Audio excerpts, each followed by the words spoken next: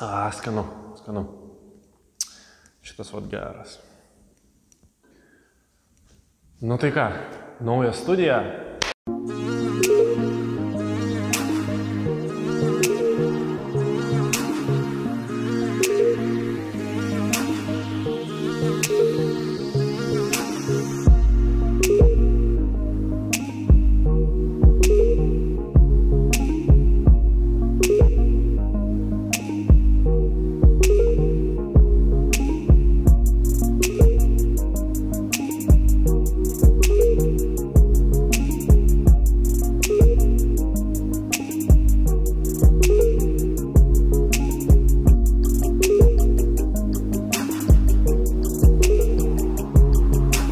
Įrašinėjau jau savo studijai, jau jinai įrengta, sienos nudažytos, viskas labai gražu, labai puiku. Dar liko kelios smulkmenos, kurias reikia sutvarkyti, bet čia bus truputį vėliau. Ir ką galiu pasakyti, man čia patinka. Labai faina vieta, labai faina, kad čia yra daug langų, kaip jau pasakojau anksčiau, ir yra daug dienos šviesos, visada malonu ateiti. O visą savaitę jau čia ateinu ir sekmadienis ir aš vis tiek čia, nes tiesiog faina čia būti. Truputį užtruko procesas įsirengimo, reikėjo nudažyti visas sienas, tai buvo labai toks įdomus procesas, pasimokyti, pasižiūrėti, kaip daro. Ačiū, kas padėjo padaryti remontą, labai faina, labai atrodo kokybiška ir balta, ko mes ir norėjome, tai labai fainai, ačiū. Labai buvo faina ateidinėti čia, kai vyko dar remonto darbai ir pačiam dažyti smulkmenas kažkokias, bandyti kažką padažyti stambesnio, rimtesnio, kokią nors sienos atkarpą ir labai buvo malonu matyti, kad ta žaluma sienų po truputį nueina.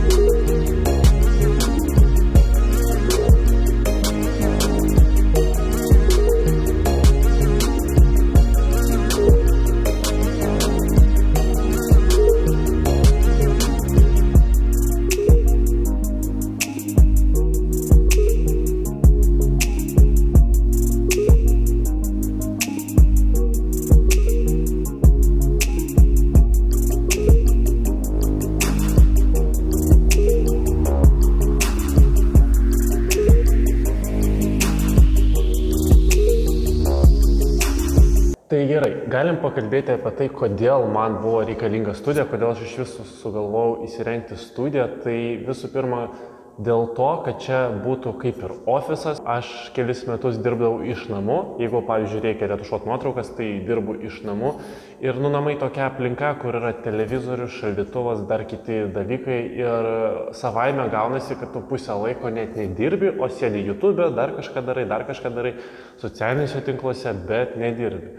O čia, pavyzdžiui, galima jau ateiti, atsisėsti ir ramiai savo retušuoti, fotografuoti, taip pat nesu varžomas niekuo, apart šitų 4 sienų ir galiu daryti čia tai, ką noriu, pavyzdžiui, keisti kaip noriu, nes jeigu nuomojasi kažkur, tai tu negali nieko keisti, tau galbūt kažko reikia, bet ten nėra to ir tu negali nieko su to padaryti, nes neapsimoka dėl vienos fotosesijos ar dar vieno apsilankimo, pavyzdžiui, pirkti kažkokius rekvizitus dalykus į svetimą studiją.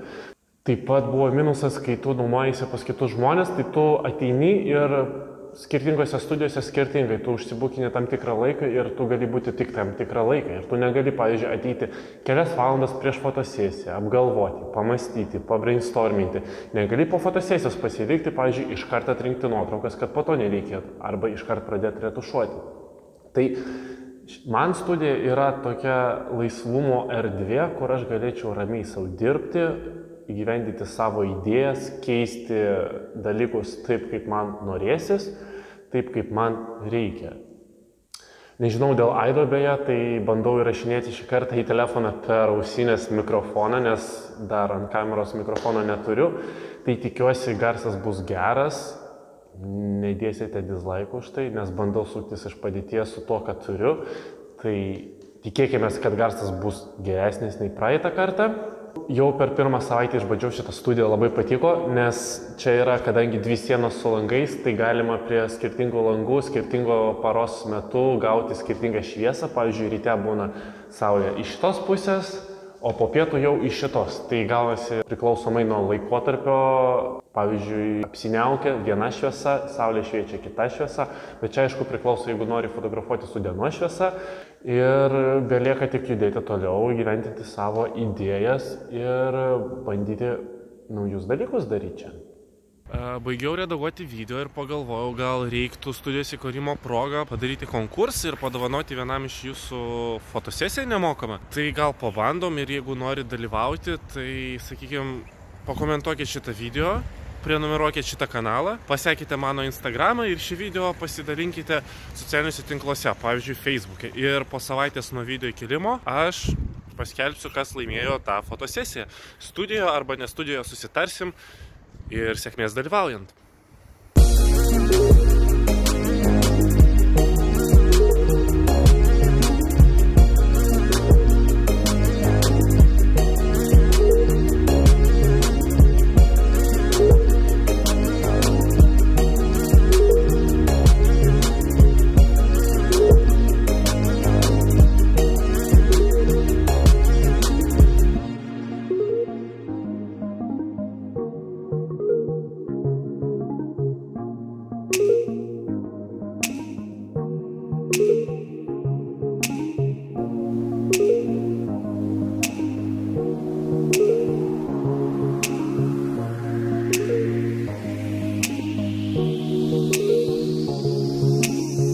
Šiaip nemėgstu vartoti anglicizmų, bet tikrai esu labai excited, labai jaučiu didelį įkvėpimą šioj erdvėj, kurti, daryti dalykus.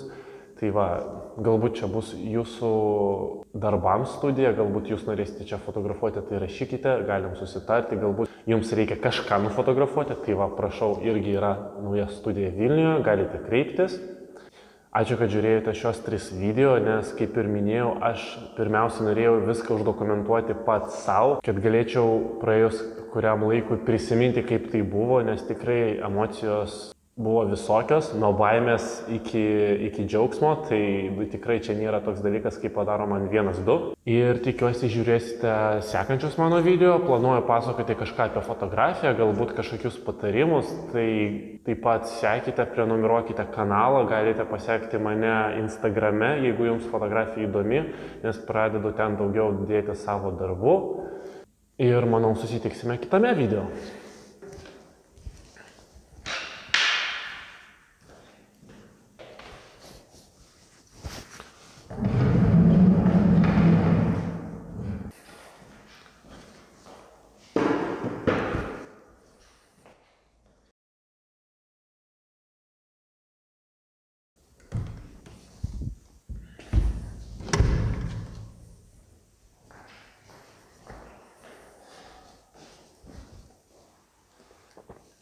Tikrai skanus. Nu ir ką, o dabar prie darbų.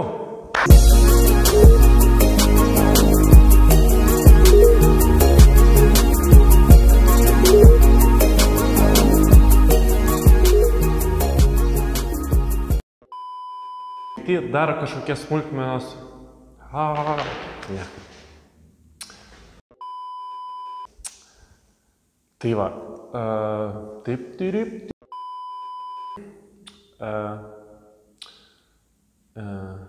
Tuoj.